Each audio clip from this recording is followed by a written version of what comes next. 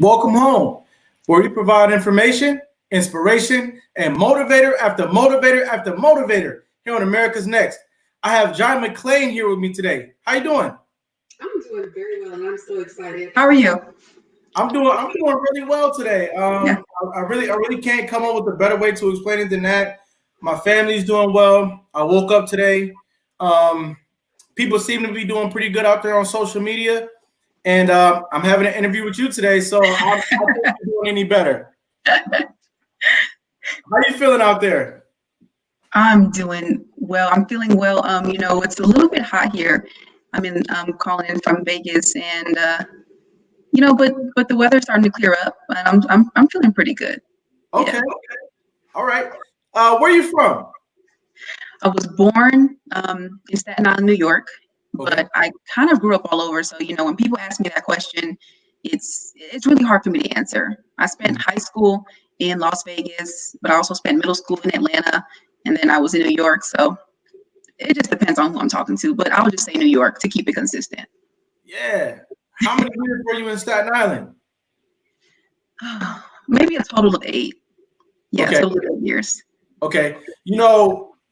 I've been to Staten Island a few times, and I'm sorry. It seems like a small area. I mean, it's not very diverse if you ask me. Really? I didn't think so. Mm. But what was it like for you living there, though? We grew up living in the projects of Staten Island, and so all I knew and all I saw were Africans, Jamaicans, Trinidadians, Haitians, Puerto Ricans, and that was just what I thought the world was. Wow. I thought that it wasn't until I moved to Atlanta, Georgia, that I knew and I was able to understand that there are Black people whose parents were born here in the States. So that was actually a culture shock for me to move from Staten Island to Atlanta, Georgia. You know what? I can relate to that because I'm originally from the Midwest, Cleveland, Ohio specifically. And when I grew up, I'm just thinking everybody's an African American. But then when I came to New York and I'm sitting around people who I would just say, "Oh, you're an African American," and come to find out, no, this person is Dominican, this person is Jamaican, this person is from Haiti, this person is African, and so there's a big diversity that people need to know about. And it sounds like you grew up around actually a lot of diversity. I think that's a good thing. Yeah. And do you have brothers and sisters? Yeah. There are a total of 10 of us. So I have one full sibling, but I grew up knowing all 9 of my siblings. Wow. So, yeah, we all know each other. We're kind of scattered all over the country, but yeah, I just tell everybody, yeah, there's 10 of us. So we all claim each other. And did you all stick together pretty good? What was that? Did you all stick together pretty good? Not really. We're just, I have my favorites. I won't lie. Yeah. But there are quite a few of them that are, kind of like strangers to me because I just don't know them and they don't really know me. So I do have brothers and sisters who maybe they know me on social media, but don't actually know me. So. Okay. And where do you fall? Where do you fall in terms of age? Oh, I'm the second youngest. Oh, I get it. I get it. Yeah. You the baby. Yeah, I'm pretty, but I was a little bossy. I was pretty, independent, just did my own thing. I just did not respect authority growing up. So maybe that's I grew up as the middle child though when I was living with my mom. So I think I suffer from middle child syndrome, not feeling like I was getting enough attention from mom. And so I just did my own thing. Mm-hmm. Did you have other family members around? Like maybe older cousins, aunts, uncles?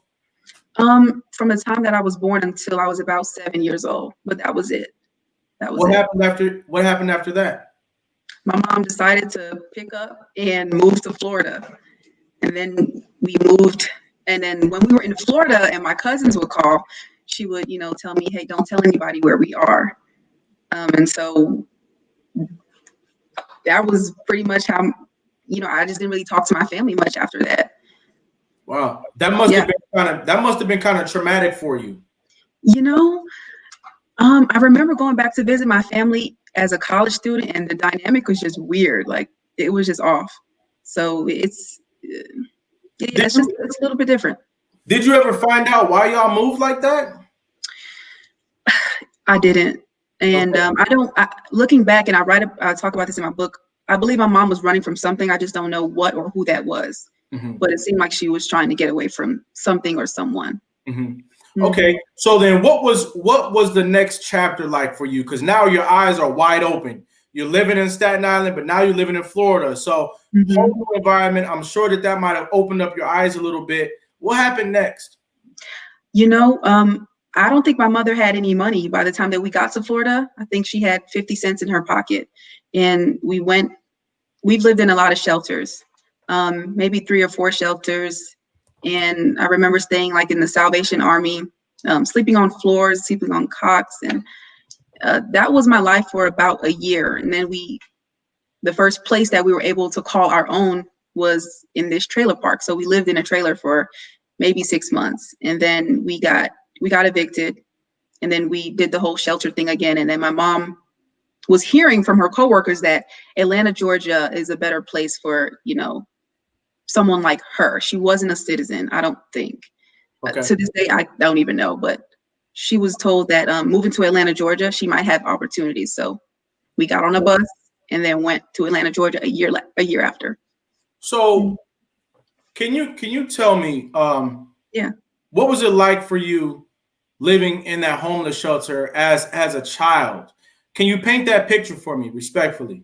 Yes. And I'll be honest, I didn't associate myself with it. I knew that my mom was ashamed of where we were living. I knew that my brother, who was 2 years older than me, I knew that he had some awareness, but I just never identified with it. For some, I don't know, for some strange reason, I just never identified with being homeless. I remember us getting put on this shuttle bus, and the look on my face as I looked at all of the other homeless people. I mean, some of these people, you could tell they were just taken from the street, and we were all on this bus going, I can't even remember. And it was at that moment that I decided I will not allow my family to ever go through this again, and I don't deserve this. And I don't know what my brother and my sister were thinking. I think they kind of thought this is just how life is. But ever since that moment, I mean, I've just been so driven. I just decided, like, I'm not going back. I'm not. Exactly. How old were you when this happened? I think I was 9 when I had that revelation from the Lord. Yeah. I think it's incredible that you took charge of your life at 9 years old. Yeah. And yes, God, the universe, the Lord, they all worked with you. But that spark came from you, that you were going to change or take charge of your life at the age of 9 years old.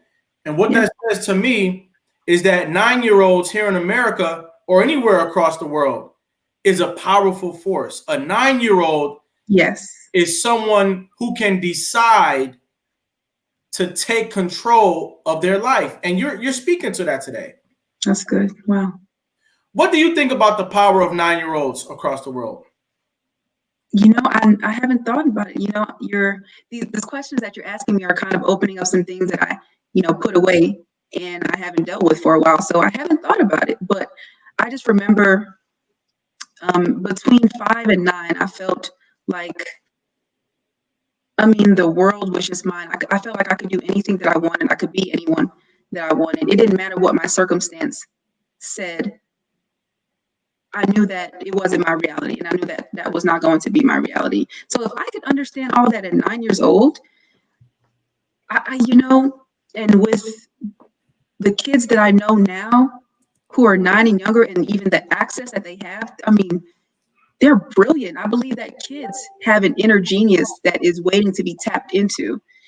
And I believe that I was able to tap into that just a little bit at 9. Yeah, Mhm. big time. Yeah. I mean, when you say that you believe that young children have an inner genius, I think that that's phenomenal because from what I see, we live in a culture where a child is so busy being a child that we don't expect a genius in that child. See, Yes.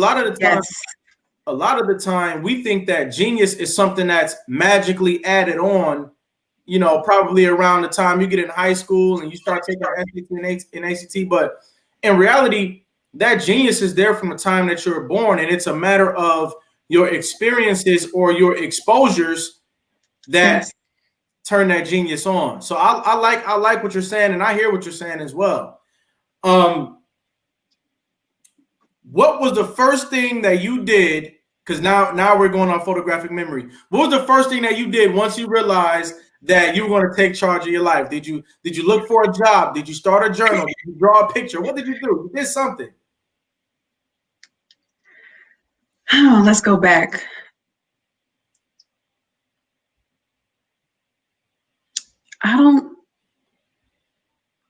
I think it started in my mindset. Yeah. I decided for a fact, I picked the first career that I could think of, and I said, I'm going to be an obstetrician gynecologist. I'm going to be a doctor. Wow.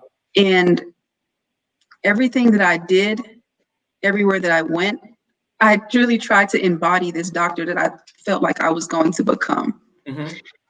And so I think it was just a lot of mindset. Mm-hmm. If, if I was living or sleeping in a shelter, in my mind, I didn't see that shelter. I didn't visualize that shelter. I was in my own home and I was in my own bed. And Wow. so I think that was where it started. And eventually, it became my reality. I saw my first bed at 12 years old. Your own bed? Yes. Mm-hmm. Wow. What was Yeah. it like that first night sleeping on your own bed at 12 years old? I think my mother was really excited. She was working as a housekeeper at one of the hotels in Atlanta. And I guess they had given her a bed, or they had given her a couple extra beds for us. So I was excited because I knew that she felt like, okay, I was able to save money and work for this. Mm-hmm. And it was amazing. Me and my sister, we had our own room for the first time. And it was the first time that I was home. Yeah. Talk to me about how proud you were of your mother, knowing that she was working hard and that she was finally able to provide at least a room and a bed for you and your sister. Man, I think I was really proud of my mom, and I wish looking back, I would have told her that, but I just didn't understand. I didn't have the language or the verbiage to express that to her. But she was just she was so hard on herself. She wanted us to have the world, but the truth is, the raises that she got every year were maybe 10 cents or 5 cents, and but I knew that she worked so hard. She worked. I mean, we saw her maybe 10 hours out of the week because she was working or commuting to work. She worked so hard. Yeah. And I was so proud of her. I was, and I still am. Do you feel like you picked that up from her? Did you take on the trait of hard work from her? Because I see you pretty hard working out there these days. I don't, I've always tried to work smart.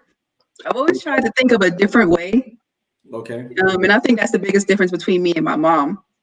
So I remember just if my mom would tell me to do something that required any labor, I would think first and maybe think of a way to try to invent something so that the work could be done for me. So I was a little bit different. And with my mom, if someone gives her a task, she'll just do it.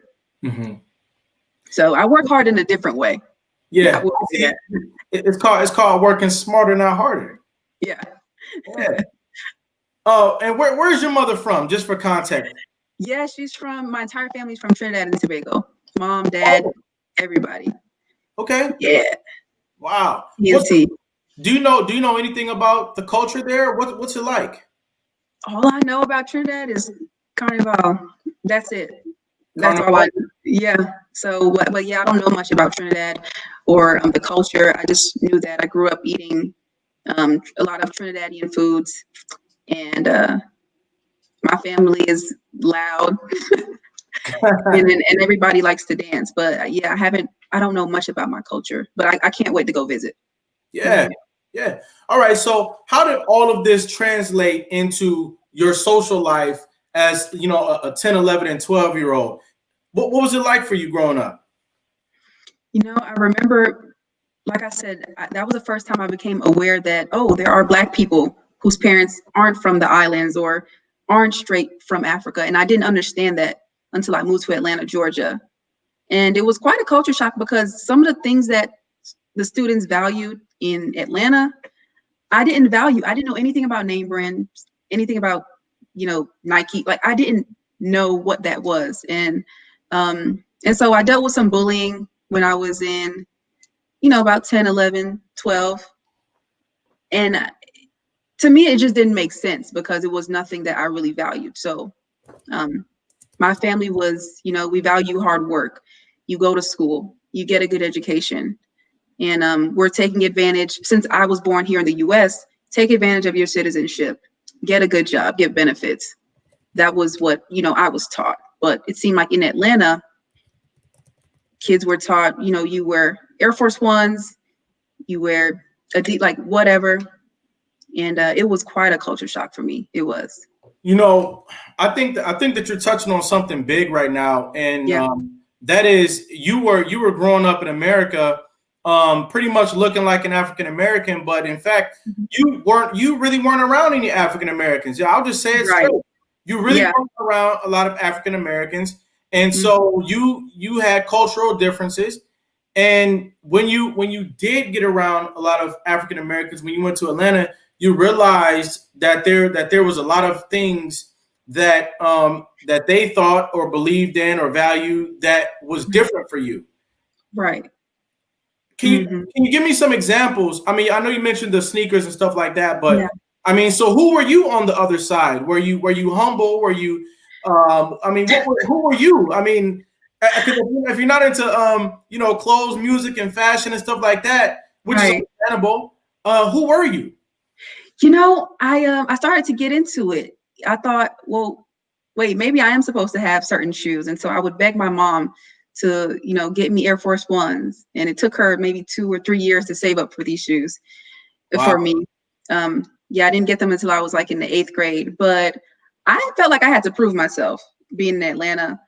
Like I said, this was the first time I was understanding that, oh, I'm African American, but I'm around African Americans. I'm around, things are just different. And so I started fighting a little bit. Um, I think people knew that I just wasn't from Atlanta. They knew I wasn't from the South. Kids would come up to me and be like, you sound country. I just don't think they understood that I had a New York accent. They didn't have the language. So they would just say, you sound country. Right. And I mean, they would pick on me, but I felt like I just had to prove myself to protect myself, to be honest. Right. And I fought a little bit here and there. And yeah. Okay. So then, so how long did it take for you to acclimate into society with the full understanding of what all was going on around you? Maybe a year. A Yeah, year. I think about a year. Okay. Hmm. Okay. And so, I mean, how did you wrap up high school? So by the time I was in high school, um, I didn't graduate from 8th grade. When I was in the 8th grade in Atlanta, my mom decided, oh, it's time for us to move. We're going to Trinidad. And I was like, wait, what? Whoa. Yeah. And so this is kind of where that was the last time I saw my mother, when I was 14. She said, we're going to Trinidad. We're moving in 2 weeks. 2 weeks. So she picked up and she left. She said, move with your father in Las Vegas. Um, Move with your father in Las Vegas. You're going to get your passport in 2 weeks, and then you'll come meet me. Those 2 weeks, those passports never came.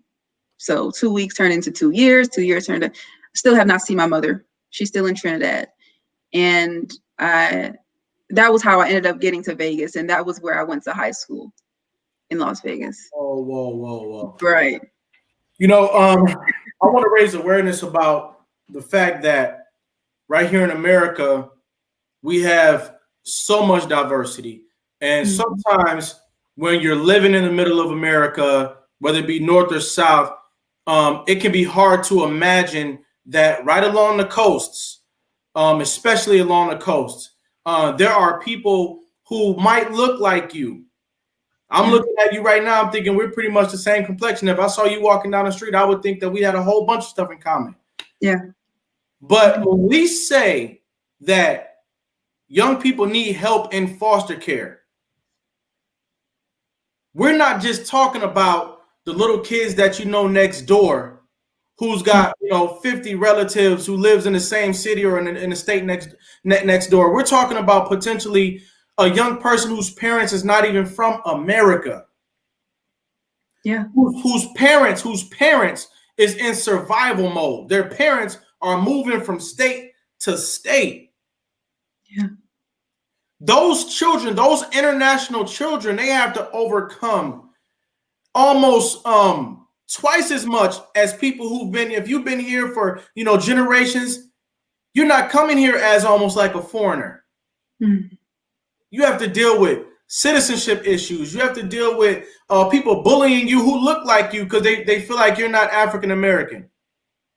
Then you have to deal with people probably back home where you're from saying, "Oh no, you're not Trinidadian no more. You're American now." So I'm sure you get it from both sides. When we say that there needs to be awareness around foster care, what the young people are going through in foster care, there is no one narrative that can paint that picture. And that's why this platform exists. If you thought you knew what this young lady's story was going to be, guess what? You didn't. That's why it's not all about me. That's why we're here to listen to her story. I want to thank everybody for being in the building today. Let's see who we got. Yvette Smith Parker, how you doing, family? Yolanda Riley, how you doing, family? How you doing, Ma? Ani King Riley, how you doing out there? Everybody who tunes into America's Next Motivator, I want to appreciate you. If you have people tuning in today, I want to appreciate them as well. You guys drop your comments and questions in a box because we're not dealing with somebody that we've known before. We're dealing with a new person with a new potential and a different outlook. So, can you talk to me about what happened for you after high school? What were your plans? Did you still want to be an OBGYN? I did. So I went into the foster care system at 16. I was a sophomore in high school. I was living in Las Vegas. My relative that I was living with, she just couldn't afford to take care of me. She was young. And so she said, this might be an opportunity for you. I know you want to go to college. I know you want to be a doctor. So I'm going to have to either put you in the system or send you to Trinidad. And I didn't want to go to Trinidad. I knew nothing about where that was. I said, no, I'm so close. I have to graduate. And so I went into foster care, spent 2 years there. And after I graduated, I was still a junior. I was only a junior I was a junior in high school. And I had to figure out, after aging out of the system, how to be an adult as a senior now. And that transition, that was difficult. That was difficult. I was working, 2 jobs, trying to go to class, trying to take these AP classes because I was told to. This will help me get into. It was hard. It was difficult. I didn't know anything about managing money, and so I fell into a really toxic relationship because there was a guy that I knew, and I thought that okay, he's a little bit older, he's a little bit more mature. I don't know anything about credit, so even though he's abusive and even though he's toxic, I feel like I don't have anybody right now. Let me just tough it out for the year, and I'll leave when I can. I'll go to college and I'll leave. And that was my mindset. And I almost didn't make it. Wow. Almost did not make it. I thank God that you made it. I'm happy for you. I think that you are victorious today. And I want to make this even more of a victorious moment by giving you the floor for about 10 seconds to talk to a young lady, might not be from the United States of America, A young man might not be from the United States of America, and they're trying to avoid negative influences right now. And I want you to go ahead and be a positive influence, please. Yeah, of course. And I want to tell you that your success is in God's best interest, whoever you believe in. Like, you were put on this earth to be a solution to the nations. And you have an inner genius on the inside of you that nations are waiting for you to solve a problem. And you are beautiful, you are kind, you are smart, and you are a world changer. And I love you. I hear you, I see you, and I am you. Incredible. That was incredible for you to say it that particular way.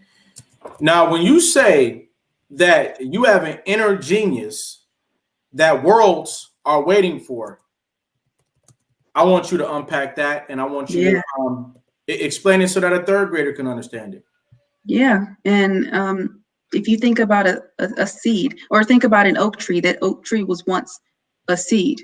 Mm-hmm. When you're looking at that seed, you can imagine the oak tree because the oak tree is on the inside of that seed.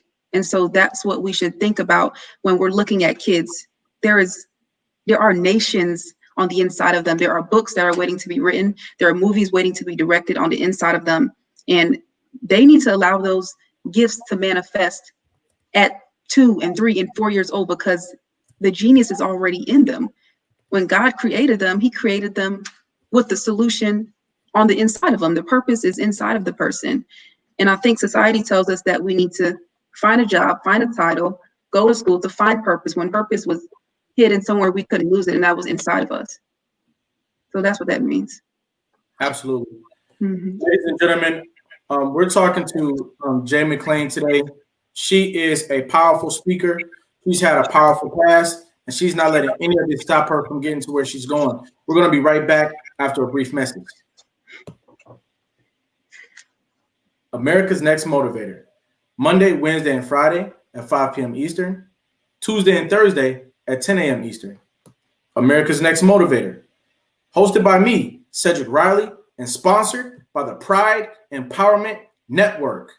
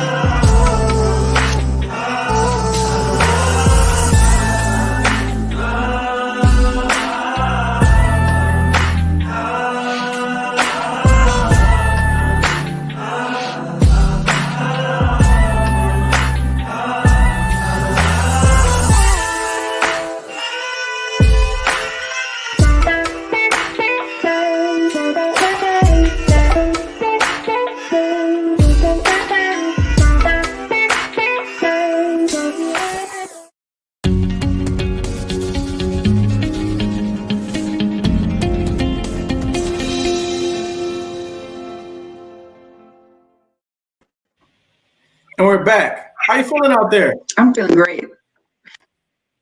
That's good. You know, we were on the road before we went to a break. I just like to insert that little period of time in there so that people can digest what's going on, because obviously we've got more to get into. Yeah. You know, when I listen to a story like yours, and I'm understanding you from the roots, because that's why we talk about, you know, what was going on in your life at 5 years old and forward, so I can really understand who you are today. You're someone who can lead a community. You're someone who can help to build a nation and to add on to a kingdom. And so, you know, I think that you're a great example. You're a great example of what we can become if we just have faith in ourselves. Now, with that being said, is there anybody that you would like to acknowledge who helped you out along the way? Oh, of course. And the first three people that come to my mind are my biological mother, Lisa. She's worked so hard. She's worked her butt off. And although I probably didn't get that type of work ethic from her, uh, she's an inspiration to me, and I love her. I love her dearly. My older sister, who took me in, because I pretty much just left and I said, "Hey, I want to go. I want to go to college. Will you take me in?" And she was 25 years old. She was young, and to this day, we're still together, and I love her to pieces. And my foster mom, Linda, she continues to be my mom. She is a forever mom to me. I needed someone to continue raising me. Although my biological mom wasn't with me, I still needed a mom. And she's been that mom for me, and she still is to this day. Great. Yeah. That's good to hear. So would you say that foster care had a positive impact on your life? I think it saved my life. Wow. Foster care saved your life. It did. Yeah, I was blessed. I was. Mm-hmm. Mm-hmm. Yeah. What do you think we can do to make foster care a better experience for more young people who are in the child welfare system? Yeah. So you know what? Sometimes it just takes one person. Like with my case, my foster mom took one look at me. She said, "I was done taking foster kids, but I don't know. God literally woke me up out of my sleep last night and told me to come and meet you." Mm-hmm. And she laid eyes on me for the first time, and she said, "I don't know you, but I'm going to call you my godchild for the rest of my life because I believe you were heaven sent." And those words peel back so many layers of abandonment for me. She Wow. met me with a heart to serve. She wasn't trying to be a savior. She didn't call me her, foster kid or her client. She was mine and I was hers. She exposed me to, different cultures, and we tasted different foods. We traveled all around the country. She gave me so much. I mean, she spent so much of her own money. And I know a lot of foster parents that do. My 17th birthday with her, she bought me so many clothes and shoes, and that was just her love language. She likes to give gifts. And my social worker said, "You're going to spoil her. You need to stop buying her all those things." And she looked at my social worker and said, this is my child. Mm. And I can't treat her any differently than I would my own child. Like, this is my Jai. And she loved me. And so I think if more parents would go into foster care with a humble heart and a heart to serve and expect nothing in return, because that grief that you're going to experience is real. If you go in with a heart to serve, and after your child ages out, know that you did your job and, mission complete, but not to expect something in return. Yeah. Mm-hmm. I think that what you're saying, it really gives hope for people who might be in the system right now. And I think it also gives hope to people who are either foster parents right now and their heart is in the right place, or they're thinking about being a foster parent or an adopted parent. For Jai here, the right person came into her life and really changed the trajectory of her life. I mean, she already wanted to go into a positive direction, but having that good-hearted adult in her life just really made her skyrocket in a positive direction. And what I'm also trying to say here today is that you can change the world when you're a good foster parent. When you're a good parent, you can take the foster off of it. Yeah. When you decide to be a good parent, you can change the world just by having a humble heart. Yeah, having a humble heart. Okay, so what did you decide to do with this newfound outlook on life? I wanted to take advantage of the opportunities that I thought foster care would give me. I said, you know what? I'm pretty sure I'll get a full ride to college, to any college that I want. Boy, was I wrong. Mm-hmm. I ended up going to Hampton University, and then I realized, like, wait, I lost my funding because the state of Nevada ran out of. What do you mean you ran out of funding? What do you mean you lost funding? Wow. Or, Wait, that scholarship was only for my freshman year? Oh man, I was blindsided. Yeah. I was torn because you couldn't have told me. Actually, when the two social workers came to initially pick me up when I was 16, I was sitting in that back seat, going to Child Haven. I was grinning. I was happy. I said, okay, this is my ticket. I am going to college for free. Wow. Nope, that is not what happened. Wow. That is not what happened at all. But had it not happened that way, I wouldn't be as passionate about advocating for foster youth, especially to try to improve the educational outcomes, as I am today.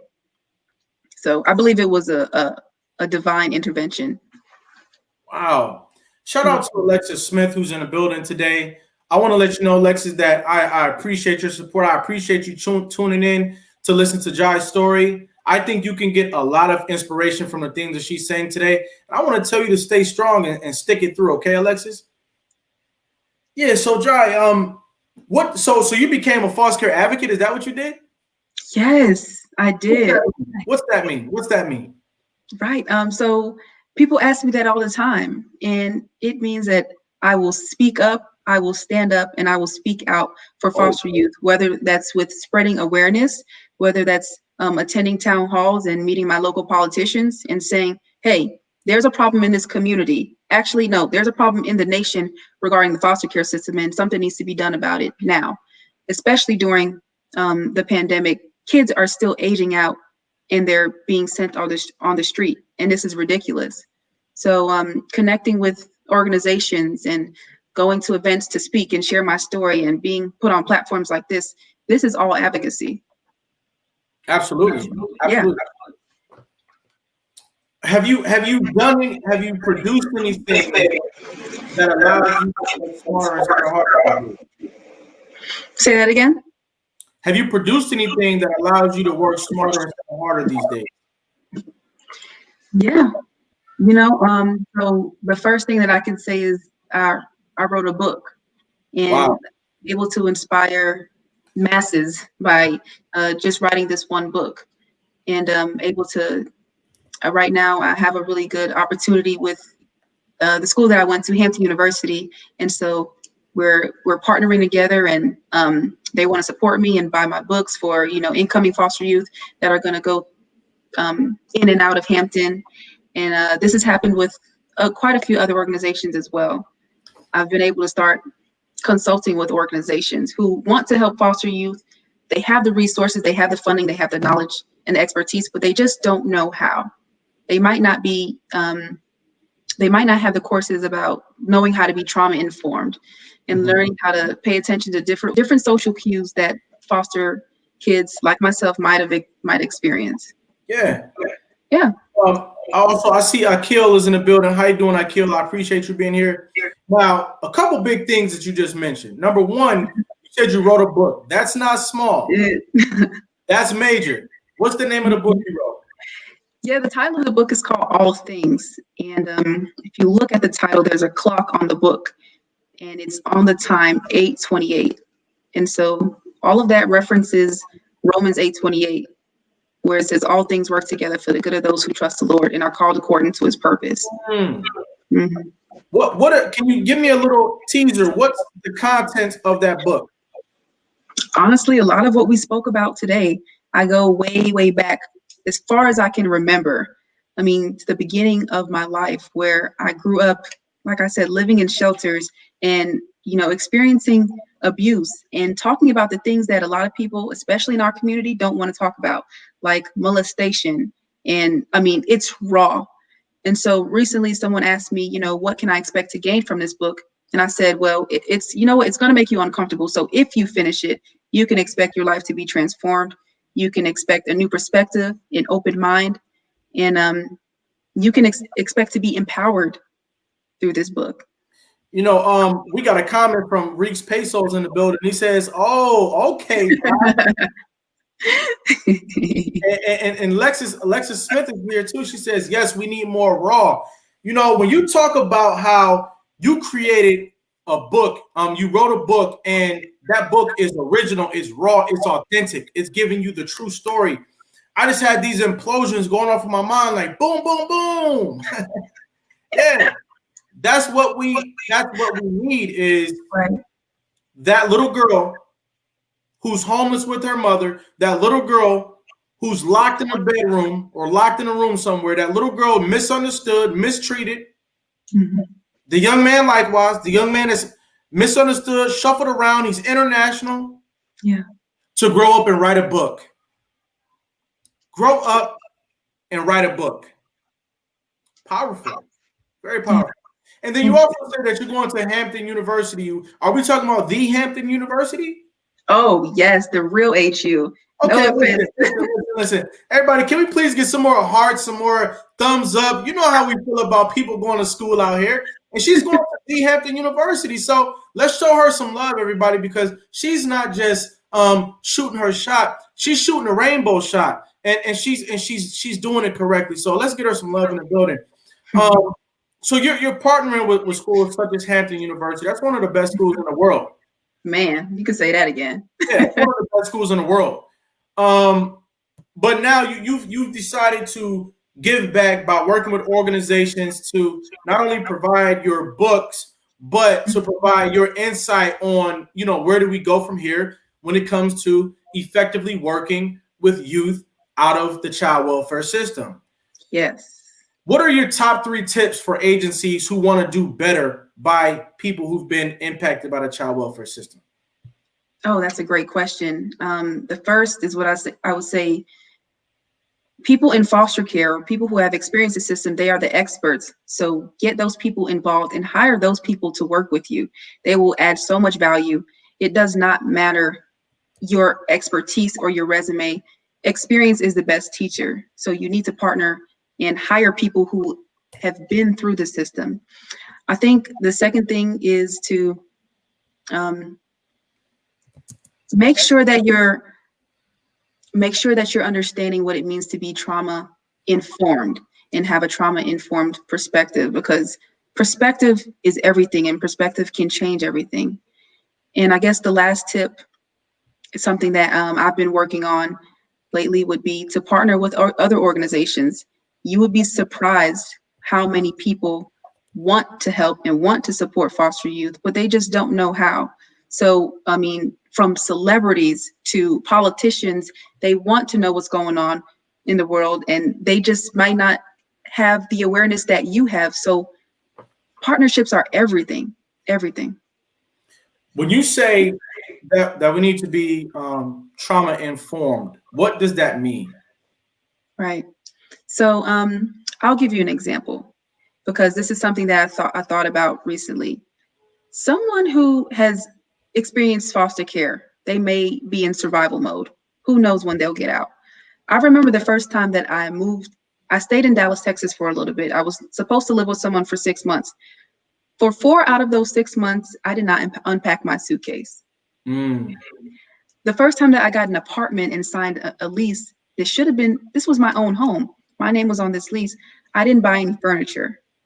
I didn't buy a bed because my body was still in survival mode. I always felt like, you know what, at any moment I'll have to get up and leave. At any moment, you know what, my life hasn't been permanent. I don't know what permanency looks like. So my behaviors are a little bit different. And so I didn't realize how I was really impacted by foster care until people would come over and be like, girl, where's your furniture? Like, why are you okay just sleeping on the floor? To me, it was my norm. Mm-hmm. So learning more about those experiences, understanding, okay, you know what? It's not that this person doesn't like me. It's that they may not trust me yet, and I have to earn their trust. So perspective is everything. Absolutely. Yeah. So we have to, as an overall citizenship, we have to open our eyes. Mm-hmm. We have to realize that when people say be kind and be inclusive, yes, it's not just about being soft. It's about understanding that the young man that you're looking at, he might have been through absolute chaos his whole life. And because of that, he's in survival mode. She's in survival mode. They might not be happy in the morning. They might have forgot an ink pen. They might not know how to provide you with the best resume you ever seen in your life. Mhm. But you have to be able to recognize a heart of gold when it's in your face. We gotta open our eyes. Yeah. Be trauma informed. Thank you guys for the comments and the love and letting us know that you're understanding the stuff that we're putting out there today. Mhm. Where can somebody pre-order your book? Absolutely. So you can find it on Amazon if you just type in all things and my name, Jai McLean. Also, if anybody is following me on Instagram or Facebook, the direct link to the book is in my bios, both bios. Okay. And what's your handle on socials? So my Facebook is just going to be, facebook.com/Jai McLean, Jai.McLean, Jai dot MCCLEAN. And on Instagram, you can find me at JAIMECCA. So that's Jai Mecca. Okay. Where do you see yourself in 5 years? That's a really good question. And I don't know if I've thought about it, but I see myself continuing to inspire the hearts and lives of foster youth all around the world, children and youth, at-risk youth, period. And whether that's through writing, I think I'll continue to write books. Through speaking, that's something that I do want to continue to do. And I just see myself partnering with organizations and organizations all around the world because awareness needs to be spread. And so I will go wherever I need to go and I will do whatever it needs to, whatever I need to do for these statistics to change because, I mean, right now they're not so hot. They're not. They're not. Have there been any programs that you recognized? Programs, or let me think, what will be the best way to put it? Yeah, basically a programs initiative where he's like, you know what, it would be really cool if other young people out of care could get involved with this program. Can you drop any of those jewels for us today? Right. So it doesn't matter what state you are. If you're in foster care, if you just go on Google and type in your state and then type Youth Advisory Board, there are so many ways that you can get involved in policy change and politics as a youth in foster care, someone who has been through the system. NYFI, they're really good. The foster care, alumni chapters, they're all really good. Most of the big organizations do have internships that you can get involved with for policy change. For those who, aren't in foster care and they still want to help, you want to spread awareness, CASA is great. So you can be, court-appointed advocate for a youth in foster care. So these are all programs that I would recommend. Okay. I noticed that you said that you're a speaker, a motivational speaker. In fact, I want to know, how old were you when you first saw a motivational speaker? I would think maybe when I went to Hampton. Okay. And I started, there were some people at Hampton who, had went to Hampton maybe years before I did. And they would share their story and they would come to the school and speak. And so Hampton usually brought in a lot of phenomenal speakers, but I never saw that in myself. It just wasn't something that I thought about until I started speaking. Right. Now, do you think that youth in foster care could benefit from seeing a motivational speaker while they're in care? Absolutely. I think because there were times in care, although my experience, I was blessed, but I just thought I couldn't make it. I had no hope. I was depressed. I was battling suicidal thoughts. And during those times, if I had saw someone or even heard about someone's experience who had been through care, I think it would have made all the difference. It would have given me more confidence to step out and speak out and get more involved in my community and maybe not feel so ashamed that I was considered a foster youth. Yeah, definitely. You know, I totally agree with you. I think that motivational speakers need to be a part of the rites of passage of youth and Yes. care. You Yeah. know, it shouldn't be that you went to one of the best colleges in the world before you got to see a motivational speaker. You know, I would love to see more motivational speakers being a part of, like I said, the rites of passage of youth and care. Right. We got 440,000 youth in the foster care system, and a motivational speaker can change their perspectives. You'd be surprised, and you know for yourself. Mhm. How many of these young people never had somebody look them in the face and tell them they can be whatever they want to be, Yeah. despite the fact that they're in foster care? You know, you can do all things. You are great. You are phenomenal. All these sorts of things, and then giving them tips, giving them firsthand story. Yeah. So I want to encourage you today to continue your advocacy, to continue getting out there, motivating youth in foster care, motivating foster parents, because your story is great for foster parents as well. Yes.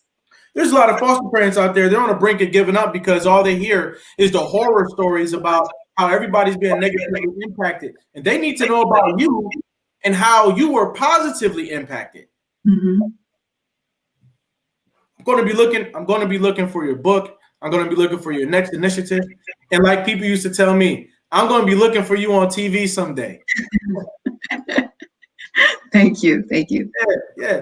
Hey, shout out to Philip Jones Jr. in the building. He says motivational speakers are important. I appreciate that comment. He said, I Absolutely. wish I had one when I was younger. So as you can see, we're on something. We're on to something again here, y'all.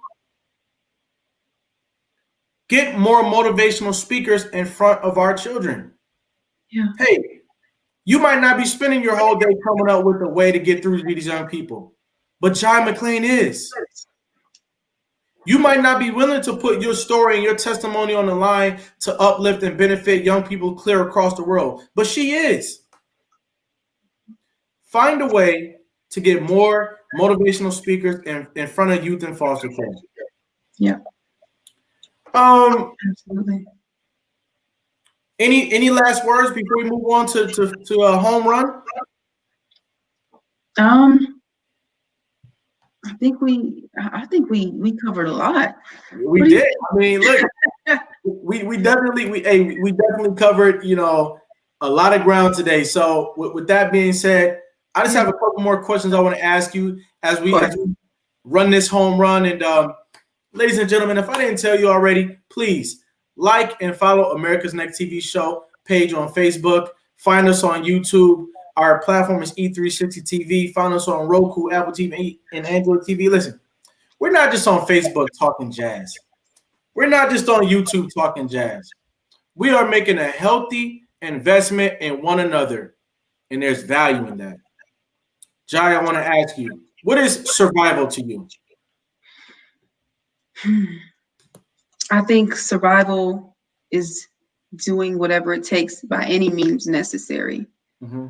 And I would know that just by growing up living with a mother who did not have, who was not able to take advantage of a citizenship like so many of my other counterparts. She did what she needed. She worked 60 and 70 hours if she needed, just for us to have a little bit of food on the table. And yeah, doing what you need to do to take care of the people you love by any means necessary. What is success to you? Man, I think I always feel like I will not be successful until I know that when I leave this earth, I can die completely empty, doing everything that God has put on the inside of me. If I don't fulfill my assignment here on this earth, then what was the point? I feel like the grave, and I've heard this by Miles Monroe, the grave is the wealthiest place in the world. People go to the grave with their dreams, their books, their visions, and all for what? So if I'm not walking in purpose, I don't care if I have doctor in front of my name. I don't care what title or what people I'm connected to. I'm not successful unless I'm walking in my true purpose. Quick tips for anybody trying to find their purpose but can't find it. Spend some time alone. That is, even Jesus had to go away to the mountain, spend some time alone, even if it's 5 to 10 minutes a day. A lot of us are distracted by our own thoughts and our own chaos. Take 10 minutes a day and quiet your mind.